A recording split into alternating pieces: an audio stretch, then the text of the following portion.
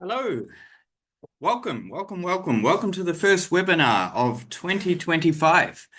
My name is Sam, and I'm from New Zealand, and well, my life is now here in Spain, and I live and work here in San Sebastian at London School of Languages. We are presenting this webinar for you guys. Today's webinar is all about, as you can see on the screen there, analysing exam results, the Cambridge suite of exams from starters to proficiency. So let's go. So the things that we're going to cover today, well, we are going to start with why analyse exam results? What's the point? The things that you need to be able to do this. And after that, the sort of things that you can analyze, I guess the types of statistics you can look at.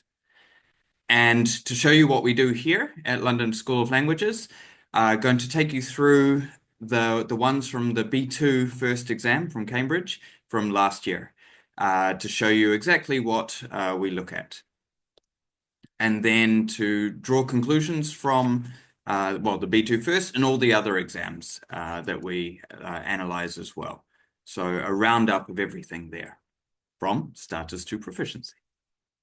And then after that, if this is something that you are interested in doing, that you'd like to try out yourself, just a few things to be aware of, some tips and potential pitfalls to help your way to analyzing better your exam results.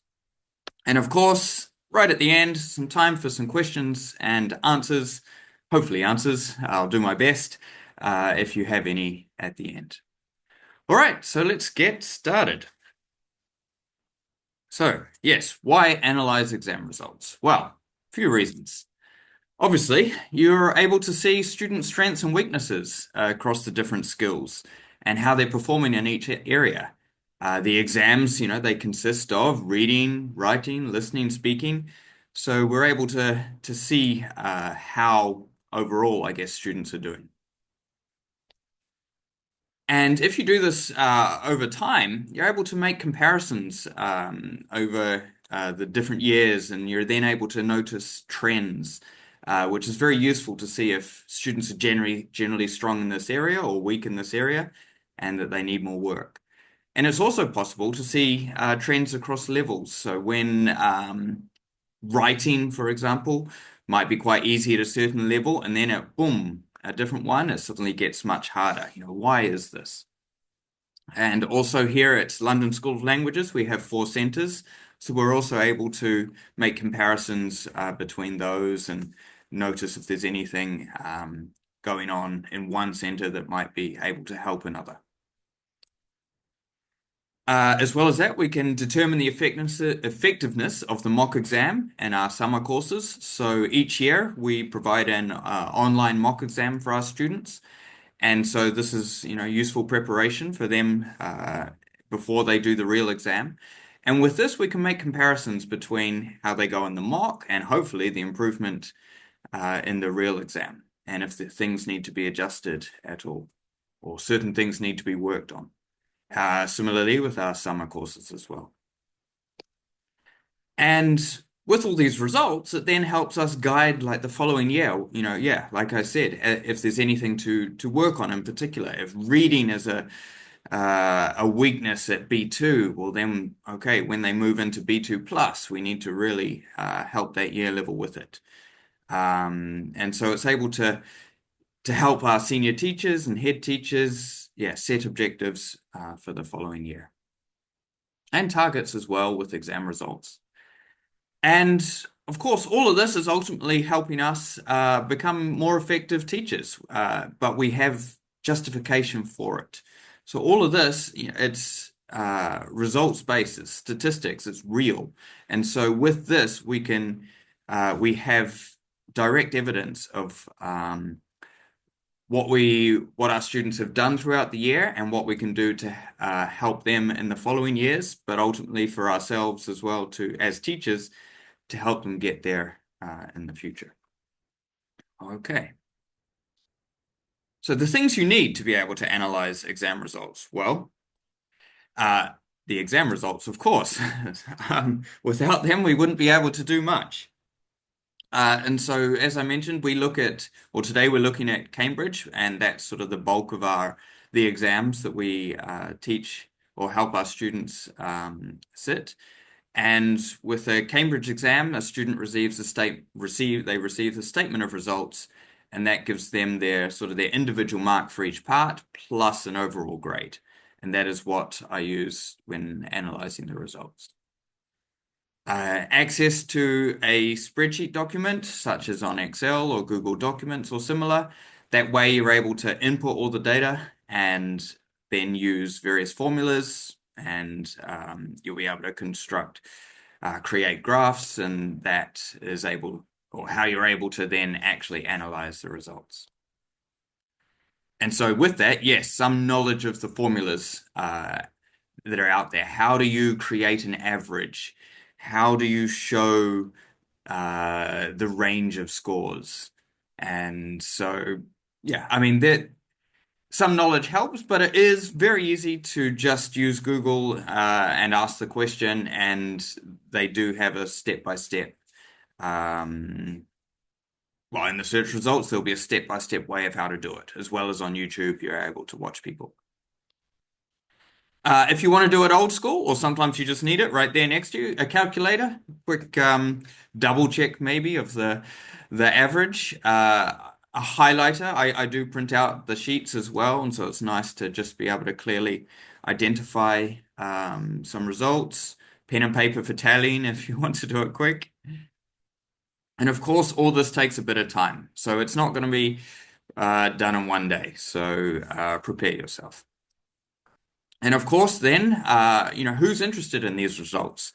So when I do this, I present it to the management and the senior teachers, head teachers. And so to be able to do that, yes, you should use PowerPoint or something similar, a similar document so that so that everyone can see the different results. Kind of what I'm doing right now for you guys.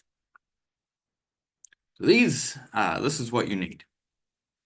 So then, now we're starting to get into the sort of nitty-gritty. What are the things that you can actually look at?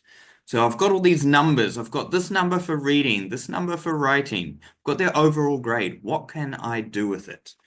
And so, things that you can analyze. The student number sitting the exam. How many students are taking it? And this is quite interesting to see over the years as well. And nowadays, we're often seeing a lot of, yes, B2 and C1. And so it's something that you can see an upwards trend, definitely. The average score per part, but also the overall and per center. So this is something that can be done in a few ways. But yes, the average, very useful. The range, that's going from the top to the bottom. So what was the highest mark in reading, for example, compared to the lowest? This would give us the range. Then, of course, unfortunately, not everyone passes, but it is very useful to analyze those who don't. So I also, well, as you'll see with the B2 group, analyze specifically just those students who failed. And so with them, yes, I kind of do the same analysis as the overall. So I look at just the average of the failures, the range, the lowest part, which part of those who failed, who got the lowest, which was the lowest skill that they failed in. But also something I've started doing is looking at combinations of failures. And you'll see this later on. So by that I mean, was it reading plus writing or reading plus use of English? Which combinations are more likely to lead someone to failure? Something else that's very important, as I mentioned, the improvement from the mock exam. So in our mock exam, we get students to do the reading, the use of English, and at A2 and B1, also the writing. Oh, and the listening across all of them. And so then when they do the real exam and we get the results, able to notice how they improved. And as I mentioned, trends, yes, this can be done across years, it can be done across levels and centers. And also, Cambridge, they every year they release their own statistical analysis. And so we're able to then compare with, well, the world globally, how our students did, but also they release it per country. And so here in Spain, we can compare our students with how other students in Spain did. As I say there is a 2-year lag. So for example, the results um, that were released, well, last year, they were from 2 years before. So if you analyze the current year's results against what Cambridge released, it's not the same exam. But if you're patient and wait a couple of years, you will be able to analyze like with like. And also, obviously, Cambridge have two types of exams. They have their digital, but that is where a student would sit the exam on computer. So they write it on computer, they listen with the headphones, and the old school way, pen and paper. And so, uh, yes, we're able to compare results across the two types of exams. I will say a few years ago, this was quite important because it was maybe 50-50, but nowadays, 85, 90, even 100%, depending on the exam of our students, they're doing it digitally. So this type of analysis is falling by the wayside. I would say maybe it will disappear in a couple of years. But I've included it just to show you, of course, if you are interested, you can do that.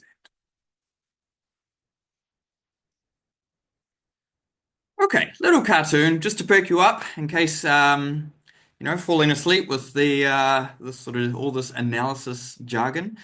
But something interesting just to take note with exams. This cartoon has existed for a while, sort of done the rounds on social media, the internet. Um, so yes, I do understand and appreciate that students have different, I guess, strengths and abilities, and standardized testing isn't always fair to everyone. However, at least in the Cambridge suite of exams, they do test them on the range of skills, reading, writing, listening, speaking.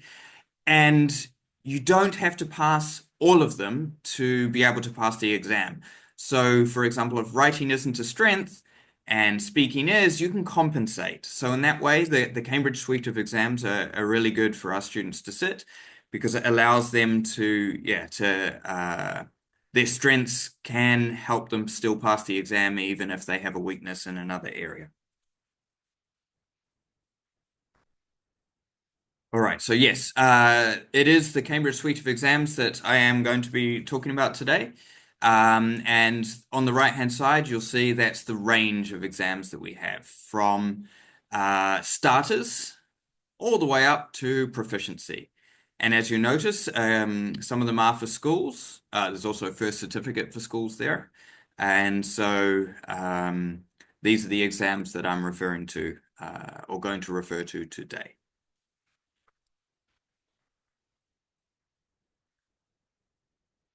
Okay, so as I had said earlier, Cambridge, when the exam results are ready, they release a statement of results for each student, and it looks something like this, where each student will have their name, of course, and it will have their range of results for each part. So you can see there's reading, use of English, writing, listening, and speaking.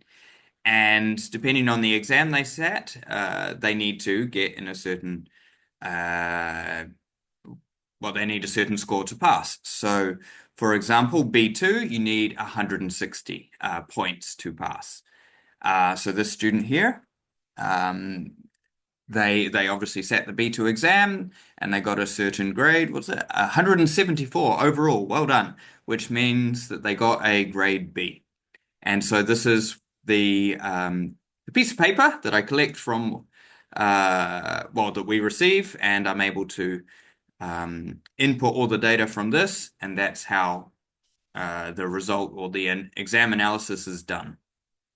On the right-hand side, you can see a young learner's statement of results, so a bit different. They don't actually get numbers per se, they get shields. So Yeah, there is no pass or fail for a young learner's exam for starters, movers, and flyers. So they might get 3 shields, as you can see, for reading and writing, or 4 shields for listening. It is a result, but it's not a pass fail. But we can still do analysis and uh, see how our students went with the shields. All right, so here we go. Let's get into it. The exam analysis. The first couple of slides, just a bit of overall analysis, just to show you where we're heading. Then we'll get into the B2, well, specifically the B2. So here is something that shows, well, trends over time, I guess. And we're able to see from, 2020 all the way up to last year, just how our students, the overall pass rate of our students. So in general, I mean, it's been pretty good. We're very happy with our students, especially with some of the exams last year. As you can see, their overall pass rate was 100%. So a great year. It isn't always like this. We're talking about individuals, people. People have, good days, bad days, and little things like that can affect exam results. But in general, everyone, our exam results are sort of there from the high 70s for C1 all the way up to 100% pass rate for the other exams. And so it's quite interesting, I'll be able to continue this over time and see if it stays the same or hopefully even a bit more of an upwards trend. Well, we can't go upwards from 100, but yeah. All right, and so this is looking at the actual numbers for their for students' overall average. So as I mentioned with B2, a student would need 160 to pass. And so if we look at it here, it's quite interesting. It's actually across all the students for the last 3 years, the average has been the same. Even though student numbers have gone up, I will say. So last year we had golly, I'm sorry, I don't actually have it on to hand, but I think about maybe 140 students, and the year before maybe it was 120. So with an increase in numbers, the average is still the same, funnily enough. Um, However, sometimes there's a slight difference. So yes, advanced. Last year there was a +1 average from 2023, but it had gone down a little bit from 2022, which was an exceptional year. But at least in general, yeah, things went up from last year. And to make it easier, a little green, green is sort of that, go or up, I think, color for me. So sometimes adding a bit of color to your analysis can help as well. Okay. So let's get into the B2 exam. So this is where we look at specifically just the B2 Cambridge exam. And very useful just to start with the average. And so here we have across all our students their average score per part. So for the reading, the use of English and so on. And as you can see, we can look at the last 3 years as well. And so fortunately, the average is above 160, so that's a pass, of course. Some skills are better than others. As you can see, speaking is generally much higher, listening, quite good. And reading, yeah, sort of has the lowest average, writing as well. And so this is what we're able to notice, these sort of consistent trends across time, that reading is on average lower, speaking on average much higher. And as you saw before, the overall average, 167. Okay. And so, as you'd expect, then the part with the lowest score, if reading had the lowest average, I would expect it to have the lowest score. And so, what we have here from our students, ooh, there we go, 57 of them had reading as their lowest score, about just under half, I think that was. Yeah. And writing as well. So reading and writing, as you would expect from the previous graph, yes, the lower score. Use of English as well is up there. And a sprinkling had speaking, and a handful with listening as well.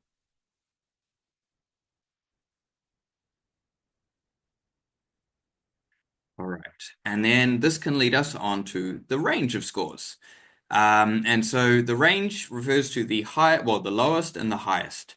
And so looking at this, as you can see, there are some students in the reading who, well, each year someone has got the maximum score available, which is 190. As well in the use of English, 190 as well, and in the listening. So, yeah, in the receptive skills, there are some excellent students out there. Um, in the speaking as well, there's some high marks, 185, although maybe not the maximum, so a little bit harder to get that. Same with the writing and the productive skills. Harder to get the really high marks. I mean, still very good, 180, that's C1, but to get the maximum in the productive skills, noticed it's quite hard. Um, Something else just to point out, the lowest mark, oof, reading 122, and the use of English 100, quite low. And that sort of leads us to believe that, oh, you know, sort of why did the student sit this exam, or did something go wrong when they sat it? Actually, from the previous year, you can see an asterisk there. And in fact, those students, we had noted that this was something out of the ordinary and went to investigate, and something had gone wrong. There was like an incident in the exam. So that low mark was for a reason. But interesting to note, when you look at the lowest mark for the writing, it's not too bad. 151. So the majority of our students, well, all of our students got 151 or more in the writing, which is pretty good. You'll be quite happy with that. Compared to the reading, where obviously quite a few got much lower. And similarly with the speaking, the lowest mark for speaking, 153, so even close to a pass. And so while writing, as we had seen before, averaged lowish, it's not necessarily a worry in terms of the impact that that has. Okay. And as I mentioned, we can look at improvement from the mock. So this is the difference between what our students got in reading, use of English, and listening, and the real results in the mock. And so they sat it, trying to think, maybe end of January, start of February, I think, from memory. And then most of the students did the real exam in June. And so it's about a 4-month difference. So over that time, we're able to see that reading, they're able to improve on average 11 points. Use of English, 14. It's fantastic. And listening a little bit as well. And so on average, yeah, an 11-point difference or increase over 4 months, which here in London School of Languages, we offer technique classes, which our students go to apart from their regular classes. And this is to help them with exam technique. And they do a lot of reading and use of English in there. And so that we've found those types of classes are really useful to boost those marks between that mock and when they sit the exam. It's just sort of specifically going over exam and just doing exams. All right. And here we are looking at the digital versus paper-based, so the computer versus doing it the old school way. And this is looking at the averages for the different marks. And it's, I mean, I would expect computer-based to be a little higher, but it depends on the year.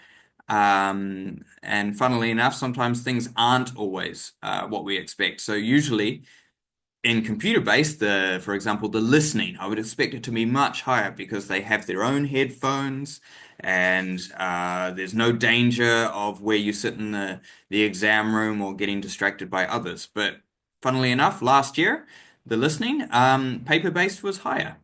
However, as you can see in the bottom left, this might be because of the number, or is highly likely to be because of the number of students.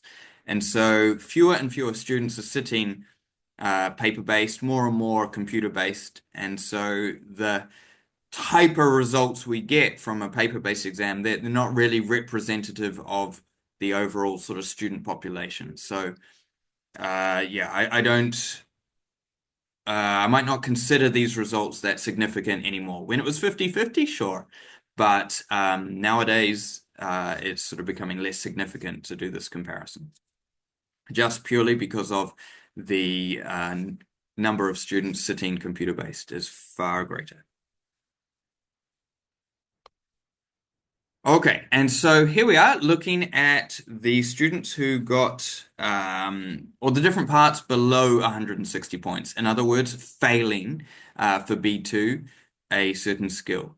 And so looking at last year, we had, was it 42 students there who didn't pass reading, which actually amounts to 30%. So almost a third of our students failed reading. Okay. You'd be like, "Ooh, yes, that's a bit of an issue. So that's something that we need to work on." However, this has been, as you can see, fairly consistent. Last year, 29% failed, 31. So it seems to be around that number are going to fail reading. How that impacts whether they pass their exam or not, we'll see later on. And in terms of speaking, very few, one, two students. So not many students at B2 fail speaking. Great.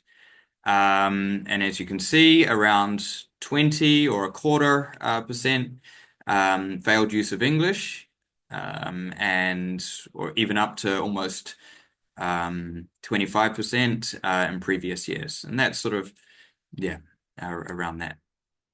And so this gives us a bit of a clearer idea what things we need to focus on for the following year. Obviously, reading, use of English, top of the list. All right, and so now we're specifically looking at failures. Only those students who failed the exam. That's what their statistics refer to. And so of those students who failed the exam, which part was their lowest score? And again, from all the students who failed, reading was the one that most of them got the lowest score in. Then use of English, not really writing. So again, even though students, the average of writing might not be that high, it's not an issue in terms of, well, not generally an issue in terms of failing. But reading use of English, that is where the bulk of the lowest scores come from. All right. So again, still focused on the failures, but now looking at the average score. So of all the students who failed, what was their that group's average across reading, use of English, writing, listening, speaking? And as we'd expect from the other results, you can kind of predict these as you get into this. Reading, use of English are the lowest, 143, 149. So they're sort of sitting around that, well, 143, around a B1 level for reading. When if we look at those who failed, their average for writing, it's a pass, and it has been a pass for the last few years. So that's great. So that's, not so much a concern. It's reading and use of English. Speaking as well, they average a pass there. Listening, a failure, but just. So obviously some work needed, but the ones that stand out are reading, use of English here, and it's clear that they are the ones that students need work on and will continue to need work on. So as they go from B2 to B2 plus, and especially as they move on up to C1. All right, so this is putting it slightly differently. So looking at, of those students who failed reading, so the 42, how many of those students passed the exam? And so actually, failing reading isn't the end of the world. So if, of those who failed, 64% still passed the exam. Great. Of use of English, of those students who failed that, 54%, so more than half still passed the exam. So failing a certain part isn't Doesn't necessarily doom you to failure. It's going to be the sort of combinations. And that's where we're heading now. That's what we're going to look at. And obviously here, as you can see, well, two students failed speaking, one failed the exam, one didn't. So that number of 50% was only representative of two students there. Yeah. All right. And so this is where we can, yeah, go a bit deeper with looking at those parts that students failed. So what this table is telling us, if we start from the left-hand side, are obviously reading, yes. Of those students who failed only X, failed only reading, just reading, so they passed use of English, they passed writing, they passed listening, they passed speaking, they only failed reading, 20 of those students passed the exam and one failed just from failing the reading, unfortunately. Yeah, poor student. So, well, the entire column there, in fact, is at failing only one part of the exam. And if you only fail that one part, every single student except one passed the exam. So this is sort of where it's, you want to impress on your students that it's failing one part of the exam is quite normal. A lot of our students did. And it's normal if you fail only one part to still pass the exam. Quite unlucky, like this one student here, to end up failing it. However, when you start failing more than one part, this is where it shifts, as you would expect.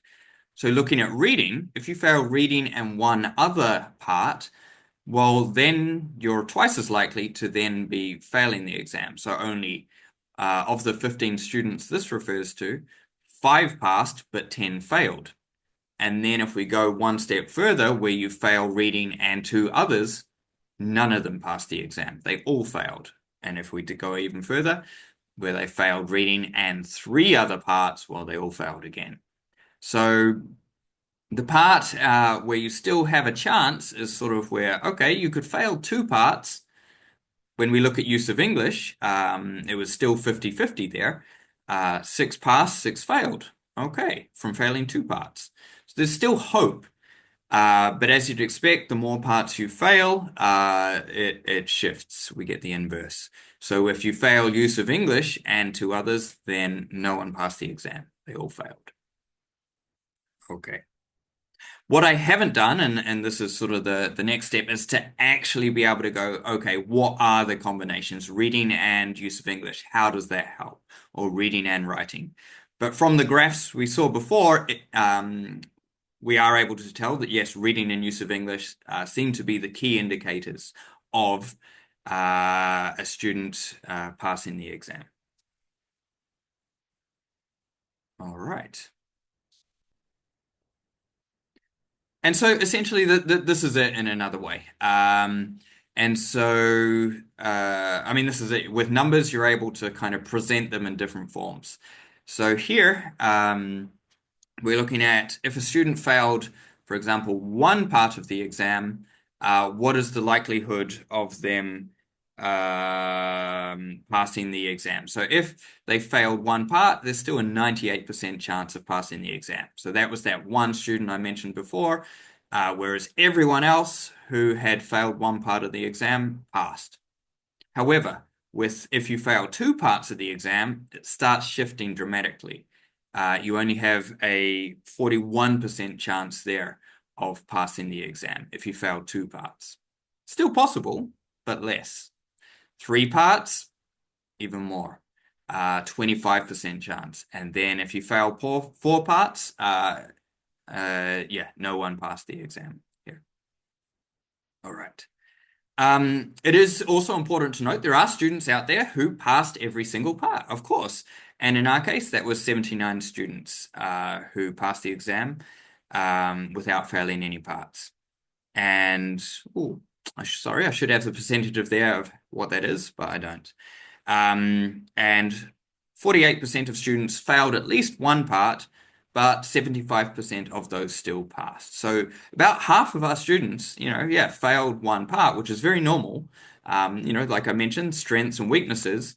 But of those students, three-quarters of them still passed. So still uh, generally good results overall.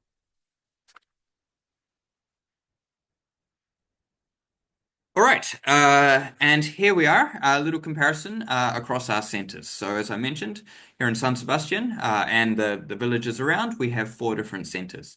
Obviously, different centers have different number of students doing the exams, but we're able to analyze across centers as well. And so for B2, I mean, fairly similar, as you can see. One center had 90, another had 89% pass rate, another 92. And then in center four, okay, it dropped down a little bit to 82. Student numbers can also affect this as well. I mean, for example, in center two, 63 students overall doing it, whereas in center one, only 20. So an individual student's marks can sway that a bit more if there are fewer students. It's important to keep that in mind. But quite useful, yes, to see how the different centers are going. Maybe one center is particularly good at a certain skill. So here, yes, this is looking at it across the different skills. Yeah, maybe one center is consistently good at reading, for example, and so it's like, oh, what are their teachers doing? We need to find out. And so in our continuing professional development sessions that we offer as teacher trainers, um, well, I'm a teacher trainer and we offer CPD sessions to our teachers. And so we're able to help work on those skills that need more help or find out what certain teachers are doing. And so we're able to really sort of zoom in, narrow in on um, the skills or the parts that need more help and include sessions throughout the year to help our teachers with that. All right.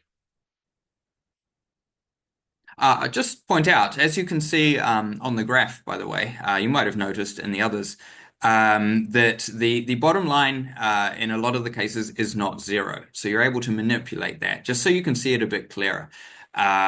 Because if you had sort of zoomed out a bit and had from 0 to, for example, 175, you wouldn't be able to see the differences so much.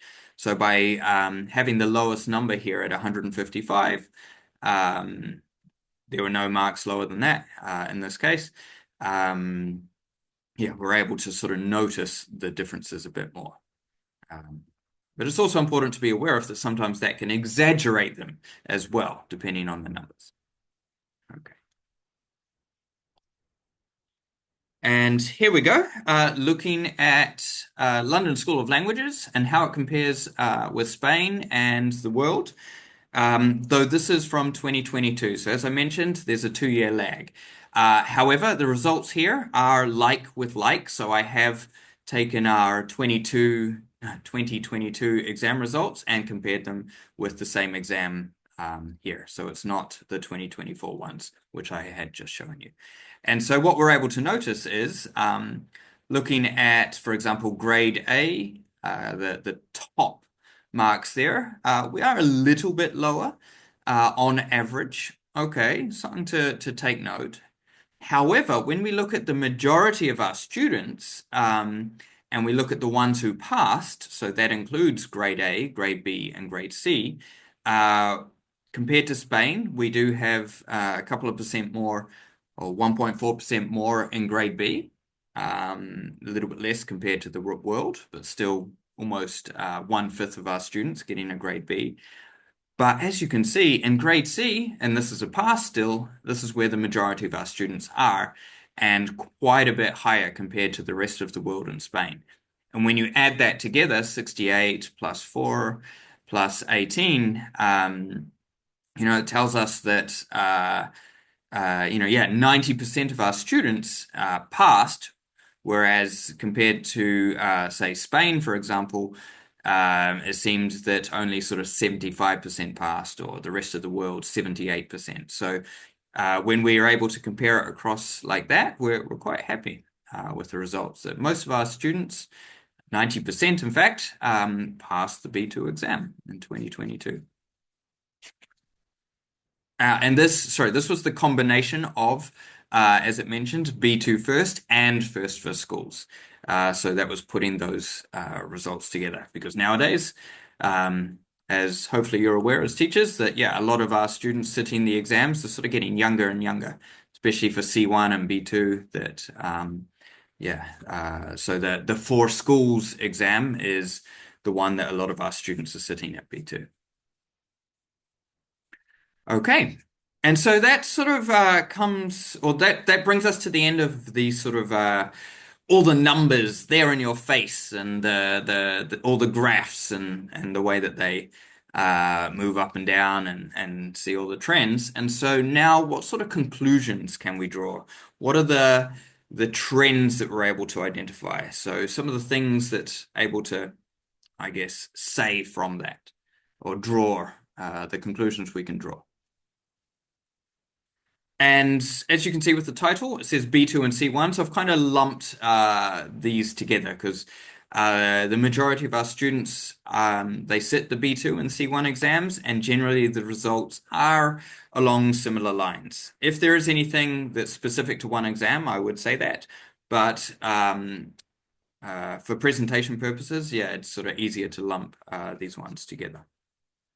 So let's have a look. Well, I mean, I will be rehashing, I guess, a few things that I've already mentioned. So, for example, yeah, reading consistently generates the lowest score. And it is, when we saw that sort of combination, critical to passing the exam. Reading and in combination with something else, sort of use of English generally. And so, yes, while writing is difficult to score highly on, well, not while, sorry, it can be difficult to score highly on. So if we want to improve that, yeah, we need to maybe work a bit more on that in class and give our students like actual feedback that they can act on. And also we need to help our teachers be able to identify what could help our students get a high mark in writing. What are those features that examiners are looking for? And to make our students aware, what's the criteria that the examiners are judging them on? And so, you know, in our sessions, in our writing sessions, we focus on things like that, looking at the criteria, the features that can help get them in that upper bracket.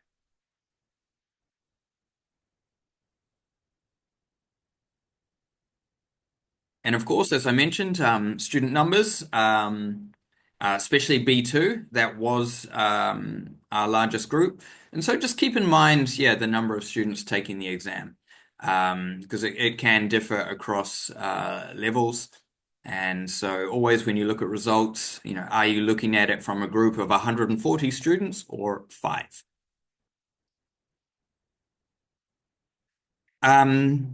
As I'd mentioned, when we were looking at the range of scores, there were some students in there who got particularly low at B2. And so you sort of, especially as we know that reading and use of English are critical to passing the exam, and if some students got that low, sort of raises the question why they sat the exam. Sometimes this is out of our control. Students are just determined to do it. They might get lucky, or parents like, well, just, you know, it's useful experience for our student. And so that might have been the case for some of those students there. Sometimes something goes wrong in the exam, and that's also, worth digging into. Was there something where a student didn't transfer the answers? Do they need to be able to, did they forget? Is compassionate consideration needed? Well, that should happen on the day, but maybe that did happen. Okay. As I mentioned, for B2, failing one part is common, and it's not likely to affect the overall pass-fail result. Most of the students who failed one part still passed. But if the part they failed is reading and they failed another part, then yeah, failure is much more likely. And if that other part is use of English, yeah, that is the sort of I guess the tipping point often. And yes, with the numbers, a lot more are sitting the digital exam nowadays than previously than previous. I will say that there are, I mean, because it's easier, I guess, to set up and maybe to monitor, there are a lot more digital-based exams on offer. So a lot of our students are taking that one throughout the year. And use of English, yes, it continues to be possible to improve greatly from the mock. So that was the one that had the greatest improvement. I think it was 14 at B2, but also across the other exams as well. That is something that we've noticed. And so in that time from when they sit the mock to the real exam, we work on that in class and our technique classes. And it's worth emphasizing to students that you can do really well here if you study those little prepositions, knowing the passive, knowing the conditionals. Those things can help boost your mark in that use of English. Okay, and so yes, that concludes the B2 and C1 conclusions. So now I'm just going to take you through the other exams from Cambridge that the other conclusions that I was able to draw from last year's results. And so we'll go through the suite of exams. That's from that will be the A2, the B1, the C2, and the Young Learners exams. So just to show you the kind of things that we also, or that I'm also able to notice from those exams. I'm not going to show you any statistics, any of the graphs, but that kind of thing that you saw before, that is done for each level. So we look at the averages across centers, look at the averages across the skills, the lowest, the highest. We dig into the failures a bit more. What are some things that stood out there? But as I said, just going to go through the key points here. So with A2, it's quite noticeable that, yeah, the receptive skills, the reading and listening, they tend to be the weakest part. And so, obviously, for our teachers, that is the thing that they need to consistently work on in class. This exam in particular, there were noticeable improvements from the year before across the spectrum. So that was positive, something that we're happy about, and hopefully that trend continues. We'll see what happens in 2025. Productive skills. So this is the the writing and speaking. They continue to be a strength. So they've sort of consistently been a strength previously, and they always seem to be quite high. And the work that we do, especially with speaking leading up to the exam, that tends to gives them a good boost to their marks. And of the 18 students who sat the exam, their overall average is 136, which for A2 is fantastic because that means that they're almost at a B1 level of to achieve a B1 score, you need 140. And so that it was almost achieved for the students. So well done to those students.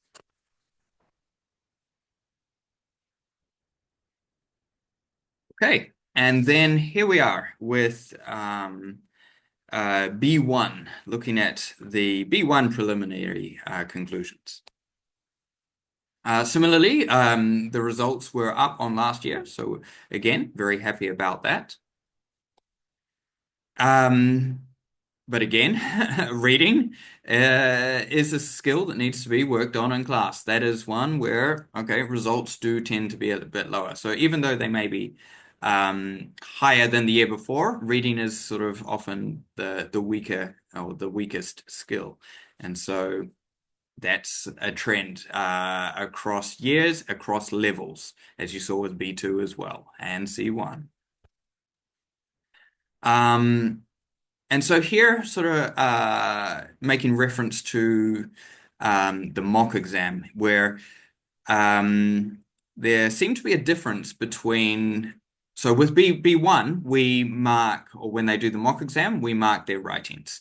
And what we had noticed was that students were getting their results in the mock, and then when we saw their writing scores in the real exam, they actually seemed to be a bit lower for quite a few of them.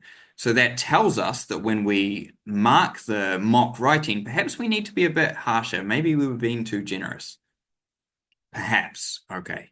And so that's just something, yeah, to be aware of for ourselves as, I guess, markers and uh, what we need to look out for. All right, and so with that, yes, writing again at B1 needs constant work. And so it's something that students often struggle with when they make that jump from A2 to B1. There are still good writing scores, but again, the sort of trend is that there is a noticeable um, difference between the sort of the overall average here. And so it's one that again in class writing needs work because from A2 to B1 there is a jump. I mean the type of things they have to write, they have to, yeah, their writing has to be a bit more mature, and the type of expectations, the bar is raised. But again, productive skills speaking, on the other hand, continues to be done really well and even near a B2 on average for our B1 students. So again, we do help them a lot leading up to the exam with sort of exam specific speaking, but also in class, obviously. There's a lot of that that goes on and that tends to lead to pretty good results, which again, we're very happy about because if you're sitting a B1 exam and you are getting a B2 speaking score, well, well done you. All right, let's have a look at C2, proficiency. All right, the exam right up there at the top. Well, this is it. With so few students, it can be hard to draw solid conclusions. And this is what I meant by if you only have 5 students sitting the exam, one student makes up 20% of your statistics. So one student can significantly sort of sway the results where, one student amidst 140, like in B2, isn't going to make too much of a difference. But at C2. So this is why it's hard to draw solid conclusions. But across time, so when we sort of notice trends, one of the things is that, yes, with the productive skills, similarly with what I had mentioned with B2, it can be quite difficult to get near the top. And so while students might get maximum marks in reading or use of English or listening, so say in some of the receptive skills, in productive skills, especially writing, it's hard to get up there.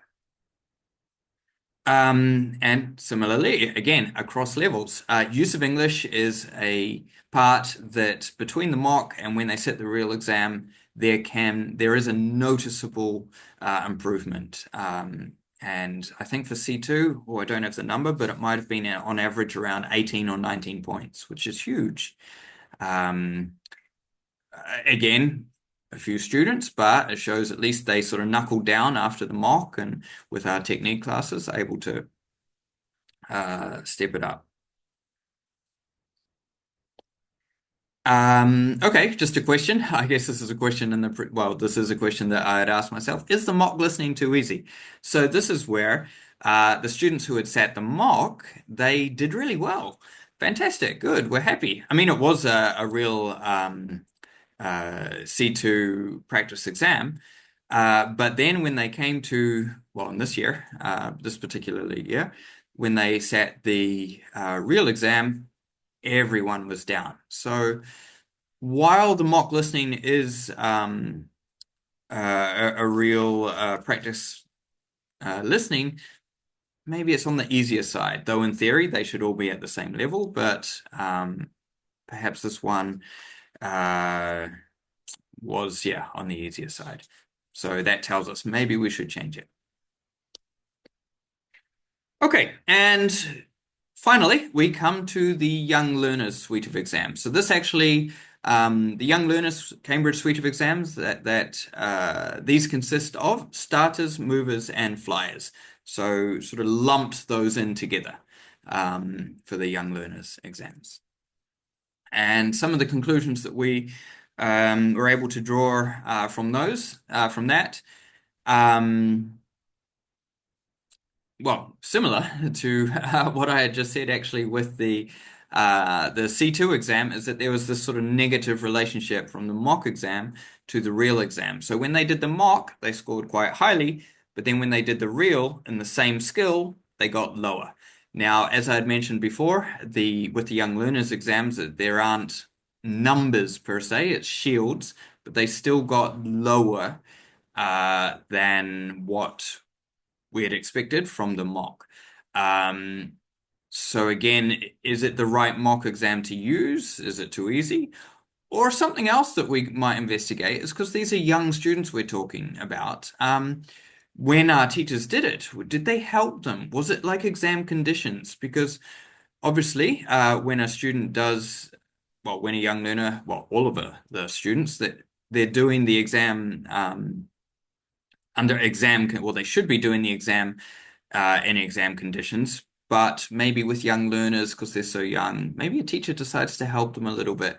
And of course, that wouldn't happen in the real exam. So it's just finding out, did that happen? Did it not? Things that we look at.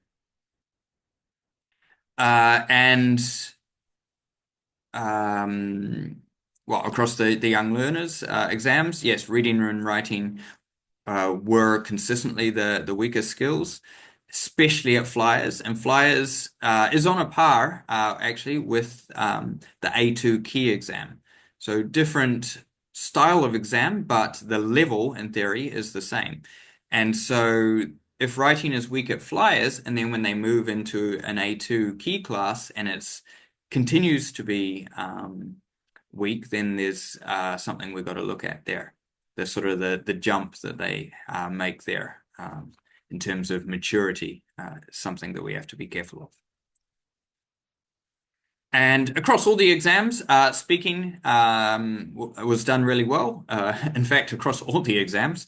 And so that tells us that the work we do with our students in class concerning speaking and the preparation beforehand seems to be working really well. So kind of just keep at it. Keep doing what we're doing, because especially with the speaking, we've seen some really good marks.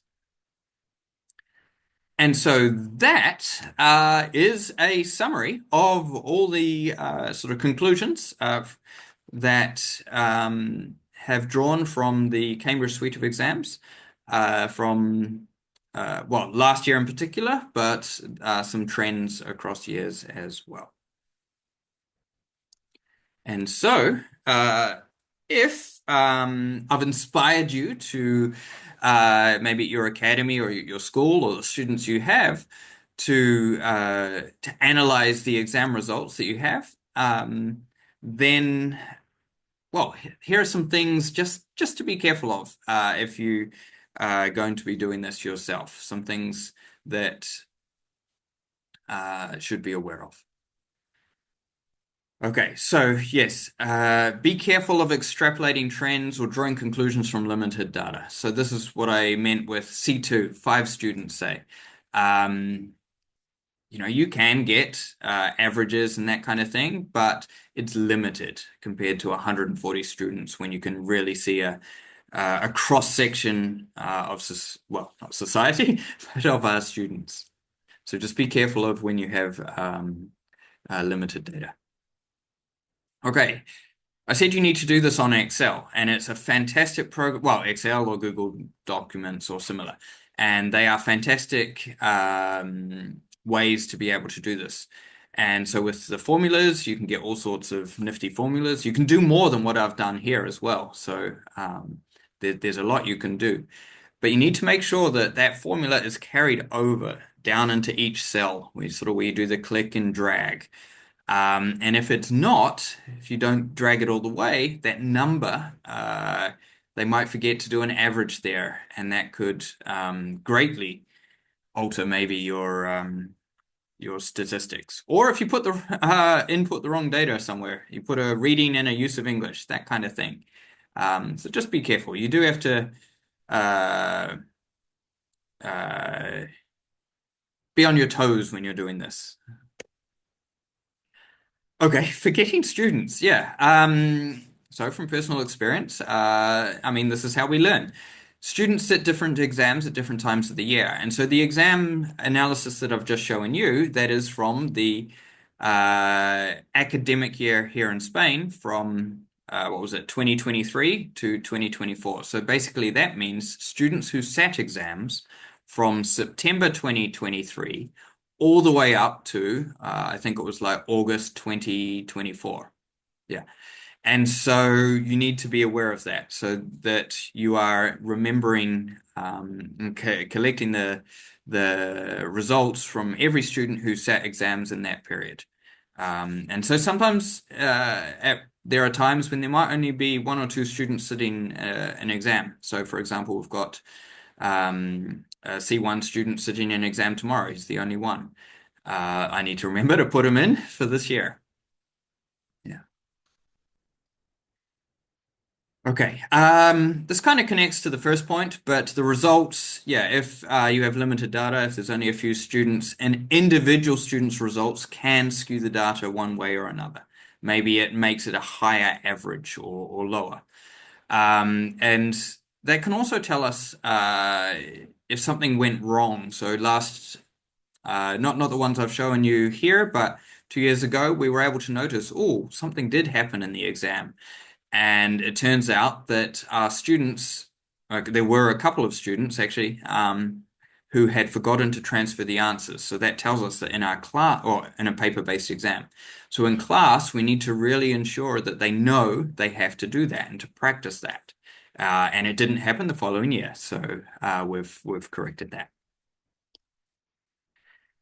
Something also is, yes, exams change over time as well. Cambridge might decide to modify their exam. And so if they do that, then obviously all the formulas and everything we look at needs um, to follow suit. And so if there's a new type of ta exam task or different numbers, it's worth 12 points instead of 10, then we need to make sure that our formulas and everything matches the new format. So just be careful. I don't know if it's going to happen in the next year or two, but obviously this happened in, was it 2014 and 2015 with some of their exams. Oh, and I think was it PET in 2020 as well, and A2 and B1 as well. Yes. All right, so then some tips. So let's have a look. So have a template. Yeah, so if you have a template that's got all the formulas in there, you're ready to go every year. Just make sure that it's clean of every other student's name and all their numbers, but just have it there ready to go each year, and all you have to do, input the data. Saves a lot of time. Use color as a quick visual indicator. I kind of had green on a slide earlier, but here's something else. So this is from the Google Documents. I have color to show whether it's a paper-based or computer-based exam. Green to indicate that they did the mock exam, because sometimes they don't. And if they don't, or if they didn't, that would be red. Did they do a summer intensive course? That would be green if they had. What center they belong to. So each center that I have has a different color. And so able to highlight over the names and just quickly change between centers because you can group students. You can group all the students who did the mock exam, or you could group all the students from one center. So it's quite useful to have that ability. Oh, there we go. And also when you're looking at specific results here, to just have it highlight in red if there's a failure. And that way you can just visually see, how many students, or just kind of get an idea overall of how the students went across the exam. Label each tab clearly. So when you do this, you will end up, well, I have ended up with a lot of different tabs. It helps, but make sure that you know when you go into each one what it's for. Because as you can see, there are different levels and then different types of statistics which are done for each level. And so you need to be able to move between these easily and without too much hassle. So label them clearly. For example, here we go. Okay, this is from the C1. Got the C1 exam, so that might be the overall exam results. Then I got exam versus mock, computer-based versus paper-based, the different centers versus the world, then specifically in the failures. So across that, these are the sort of tabs that I use for this. And then for each level. And yes, don't forget that, while you're analyzing that current year's exam results, that to go back, look at the past years. Maybe there are trends, and this is only apparent if you do it, or if you have a very, very good memory. So yes, I highly recommend going back and looking just maybe through your conclusions, and see if there's anything that's cropping up time and time again. And hey, we can never get too much of professional development, can we? Me too. I still need to upskill in Excel, but fortunately, with the internet, there's a lot of resources out there, and it makes life a lot easier. And the more you do this, the faster you get. And knowing the formulas and other things that you can include. So initially, when I was doing this, I hadn't gone into that combination of what things sort of with the likelihood of failing if you pass reading and your use of English, the likelihood of passing or failing the exam. The next thing I want to go into is, the actual numbers of that. But taking time to upskill yourself in this is well worth it. Okay, and that brings us to time for any questions and answers for this webinar. So for those out there, please feel free to write them in the chat if there are any questions that you have about analyzing exam results. Now is the moment to do so. I'll just give you a minute for that in case there are any questions that you may have.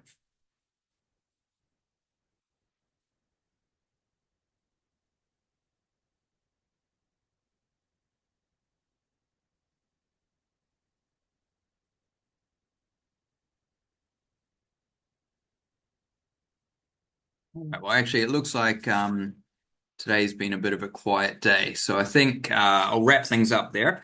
But if you do have any questions, please feel free to email me at sam@londonschool.com. I'll show you that. Oh, hang on. In a moment. Something important to note is actually, yes, our next webinar. So this is, we have a series of webinars throughout the year. And so for the next few months, there'll be one at the end of each month.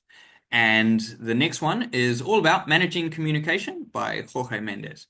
And so as you can see, another Friday, same time, same place, Jorge will be doing that. And if you want to know a bit more on our social media, you'll be able to see what that is about. There'll be sort of the usual promos for that. And so for that, yes, here at London School on Facebook or Instagram and on our website, you'll be able to, there'll be reminders of when that's happening. There's my email as well. Yes, so if you do have any questions once I sign off here, feel free to email me. I guess really just thanks for listening. It's been a pleasure to host you once again, and I hope you have a fantastic weekend and all the best for your teaching and exam analysis out there, and all the best for your students. And I hope you're able to make use of what you've seen today. All right. Bye-bye.